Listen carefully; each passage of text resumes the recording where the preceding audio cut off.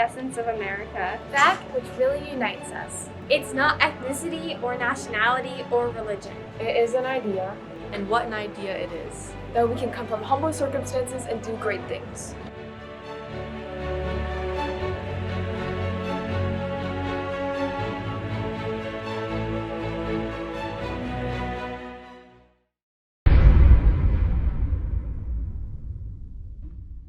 The U.S. produces 292.4 million tons of solid waste every year, and this number is still rising and has been since the 1960s. About 50% of that trash lays waste in landfills, eventually causing the release of methane, leading to a bigger increase in climate change. We are creating a problem that has forever endangered our world and everything that lives within it. We are putting our future generations in danger. But there's an easy way to work together and help stop climate change. You need to sort that trash.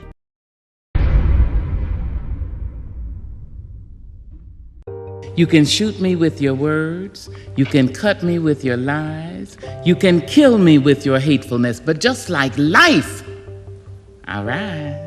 For 86 years, she shared her powerful voice from the bottom of her heart to the minds of her audience. While she died in 2014, Maya Angelou's writing still lives on forever. She started with nothing. She was just background noise in a society where women and African Americans were inhuman. When she was 8, she was attacked, causing her to stop speaking for 5 years. When she turned 13, a woman named Bertha Flowers, her teacher, helped her regain her voice and find a newfound passion that she was made for. Maya Angelou focused her life on several things: singing, acting, and most importantly, writing and activism. After years of touring off-Broadway, she traveled to Ghana, where she found her soul. She wrote for several newspapers and worked with Malcolm X and later Martin Luther King Jr. in their battle for civil rights. I say it's in the reach of my arms, the span of my hips, the stride of my step, the curl of my lips. I'm a woman, phenomenally.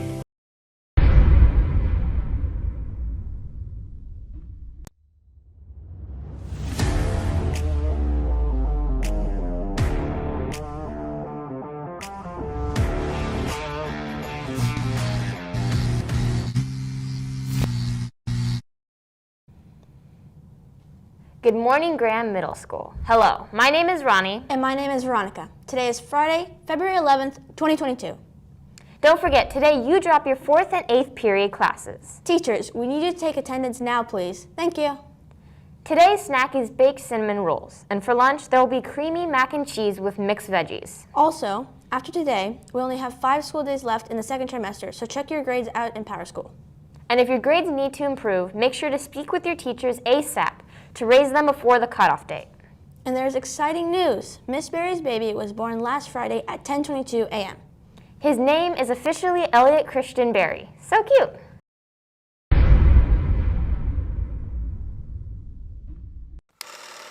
Stigma.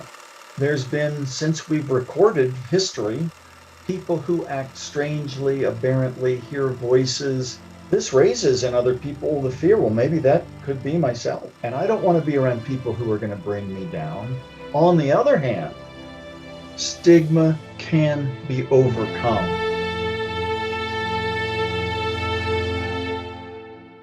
One in 4 people currently are experiencing a moderate to severe mental illness. Digest that. Roughly 82 million people in the U.S. have a mental health challenge and are not all getting the care they need. What is the federal government doing?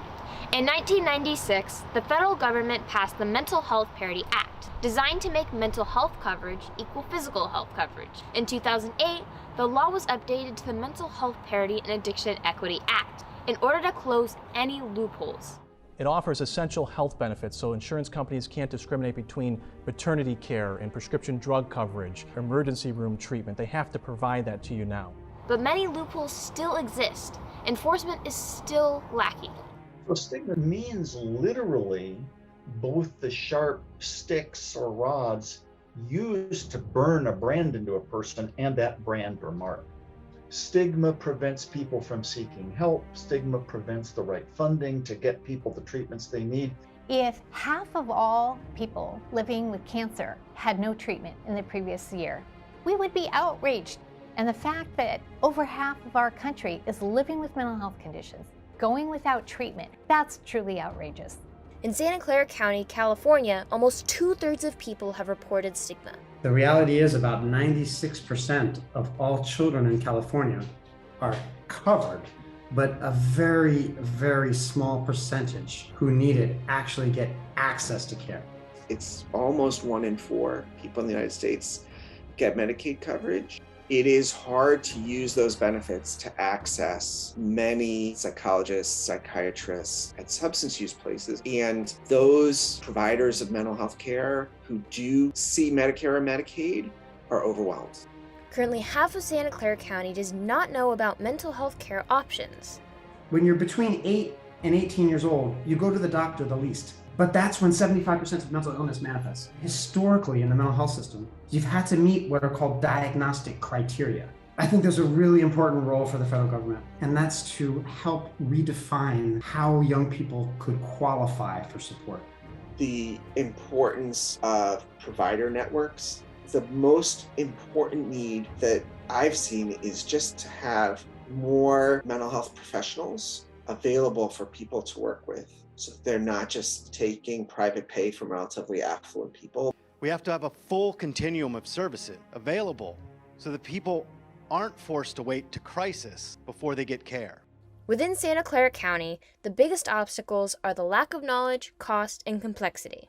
There's federal and some state parity laws on the books now, but the enforcement isn't good. There's loopholes big enough to drive a truck through. Getting funding levels for the National Institute of Mental Health parallel with the levels for the National Cancer Institute.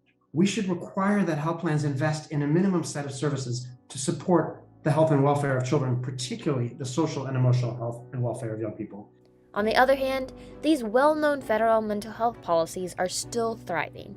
Among these positives are the steady increases in education, the promotion of mental health awareness, and the boost in care.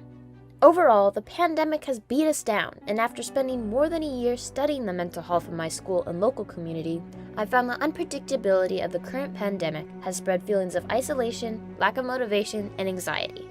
People have lost their jobs, struggled with distance learning, and have become socially anxious after months of shelter in place. This pandemic hasn't just killed, but also crippled the mental state of most people. I think we have to think more in terms of what are we doing as a culture to make it so difficult to be a young person? In the last 20 years, suicide has leapfrogged cancer and car accidents as a cause of death. That's one of the biggest reasons we have to pull mental health out of the medical model. Yet there is still hope. CHAC is a local nonprofit centered around improving mental health. For CHAC, all our school-based services are no cost, but we are a family services agency. So one of the things that we are really focused on doing is providing more access to family therapy support. And we have a sliding scale. Our schools are the foundation for change in achieving a stigma-free nation. It can include, from one end of the spectrum, sort of a preventative piece, helping them express their feelings. And it can go to more individualized support, where you're going in and you're talking to a counselor about your experience. It could be group support. In doing my research and searching for interviewees in Santa Clara County, I found the stigma was so strong that I couldn't find any students whose parents would allow them to be interviewed, even anonymously. People should feel safe to share their feelings. It's a step towards achieving parity. There are currently 3 new Senate bills in play that require each state to identify a mental health education plan before January 2024. But will these bills be enforced properly? Look inside you. It's not a sign of weakness, but of strength to open up. It's great when people can connect. And if we can do that more and more, we may be on our way to a much more stigma-free society. And it's people of your age and generation who are going to make the difference. So keep at it.